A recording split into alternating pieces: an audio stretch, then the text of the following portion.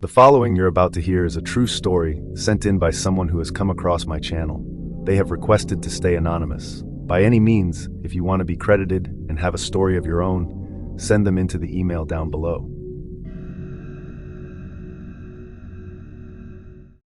When I was 19 years old, I got a job as a security officer at my local urgent care. I was always curious why there was a security job there, even though my town was so little. As I worked there, it was obvious that only from time to time you would have to actually deal with some kind of feud or accident. Other than that, I just watched South Park or George Lopez and did my rounds since I worked the graveyard shift. Being a 19-year-old kid, the hours wasn't off-putting to me. I would have probably been up in those hours just sitting at home anyway, so why not get paid? Well, I thought the same thing until about 4 months of working there. Constantly you would hear some weird sounds that would go off, or paranoid something might have moved, or at least I did. I always just played it off as janitors or patients moving throughout the building, since it was basically a trailer. Now when I got hired on, it was quick because they just had someone quit. To me, this would have been what I thought was a golden opportunity. I basically was given the job after filling out the basic paperwork, this being another reason why I took the job. Anyways, my boss gave me a tour of the place and this and that, just the boring new hire stuff. At one point we come to a door, not really knowing what I'm looking at, because honestly it was just a plain door. But it was just the vibe from my boss as we were talking and he was explaining duties and whatnot. He never looked at the door or even towards it. Then suddenly he just said, "This door is why you're working," and then continues on talking about the building. Obviously this caught me off guard a little, but still distracted from the tour and trying to listen to my job here. I thought at some point I would eventually have to go in that room of the door, just because I am a security guard and supposed to make sure no sketchy activity is going on. Eventually I go home and was told to come back at 1 a.m. This was my first shift on my own. I never really seen a blueprint of how my job was going to be, nor did my boss really say. He kind of just gave a tour, filled out paperwork, and said I need to do my rounds every hour. So my first shifts, I do just that, and was thinking, hell yeah, this is easy enough. Then one night, an elderly lady comes in sick and checks in and does the usual thing if you want to get checked out. But this lady was old, like really old. I wasn't never really sure if she even drove or how she got there. There was only like 3 and at tops 4 nurses working during my shift. I would chat with them once I seen them, but wasn't ever constantly around them unless they needed help from me. And most of the times that would just be to help move something or asking a question. Now over time, we started seeing this lady more and more. I noticed early on, but I'm not sure if anyone else did, mainly because it's not uncommon to see elderly women at an urgent care. It was until one night I was making my rounds in the parking lot and walk into the main ER section of the building. As I walked in, she was sitting there. Now the first thing that threw me off guard was the fact that I pointed out to myself that there was nobody on property, only because there wasn't any cars. So this struck me as odd because, like I mentioned, I never knew how she got there. And then over time, and one more encounter with her, I realized I never ever saw her walk back into one of the rooms to get checked out. Very unusual to me, so I asked the nurses working what she would always be there for. Now I'm in the back office talking with them because nobody is there, or we thought there wasn't anyways. I asked them, and they responded with, I don't really know kind of answers, but didn't want to say it. One nurse did have a solid answer though. She said, she told me she can't sleep and comes to be put to sleep. I've told her before we couldn't really just make that happen like that. So anyways, I walk back and she's gone. Now at this point, my hairs kind of start to stand on the back of my neck. I continued to walk around the building and just making sure everything was good.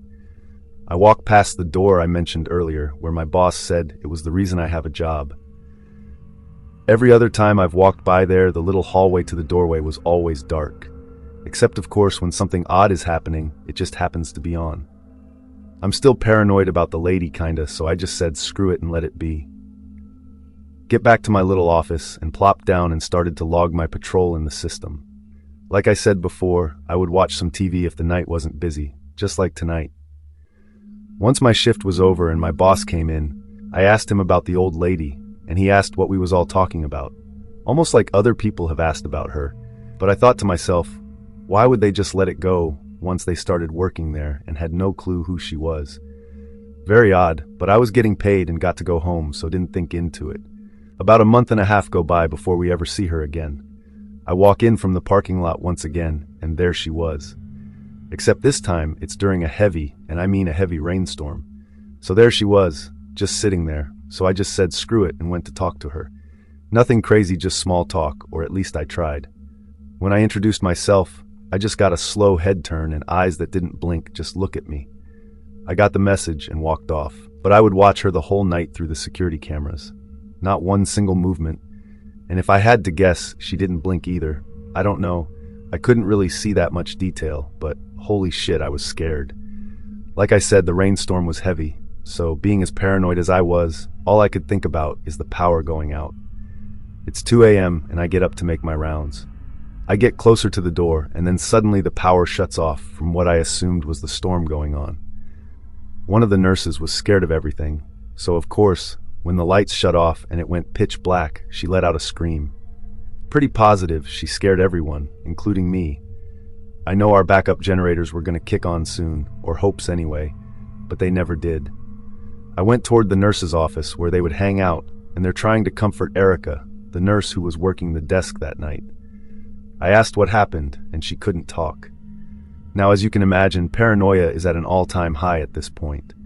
I still have a job to do and finish patrolling the property. Now, the generators never kicked on, which I thought was odd since they were kind of important for us to have. So I call my boss, give him the rundown. He calls the handyman to come and check it out. As we waited for him, I go back to the nurses to try and figure out if Erica was okay. As I get to them, they're still in the same situation, except Erica finally told them what had happened. She was just crying in one of the nurses' arms. Sandy, the oldest of all the nurses and kind of a work mother for all of us, honestly, pulled me aside and started to explain. Erica told her the lady was just sitting there pre-usual, and then she started to hear a very mumbled kind of cry. Then the lights shut off, but she can still see throughout the room because of the fire exit sign had little lighting. The old lady was standing right in front of her at the desk, and all she could hear was that mumbled cry. That's what made her scream as loud as she did. Now I'm scared as crap, simply because where is the old lady? Nobody knew where she went or even seen her walking. Of course, while we're all on edge, a knock comes from the front door. It's the handyman coming to check out the generators. I let him in and he can hear Erica crying. "Is everything good?" he asked. "Yeah, I'll explain it in just a second," I said as we're walking. I gave him a brief rundown of what just happened, and he honestly just kind of shrugged it off. I asked him if he's been there before and knew where the generators were, because like I explained, my boss didn't give me much of a layout of the building. He said, "Yeah, I think so. I've been here a couple of times." So I follow him, and of course he leads me to the door. I said, "Man, I've always wanted to know what's behind this door." He just looked at me like I was awkward or something. Eventually asking if I had a key, I responded with a no. For some reason, this guy had a lockpicker or whatever they're called. He gets it open and it's a big room with all the equipment that runs the building.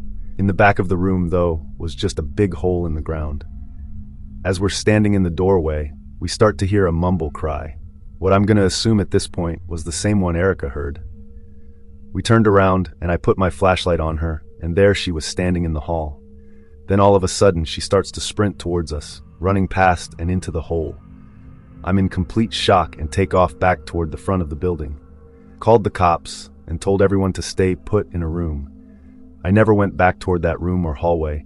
The cops arrive and go check it out and said she was just down there acting crazy, almost like she was possessed, one of the officers said. My boss arrived and asked me what was going on.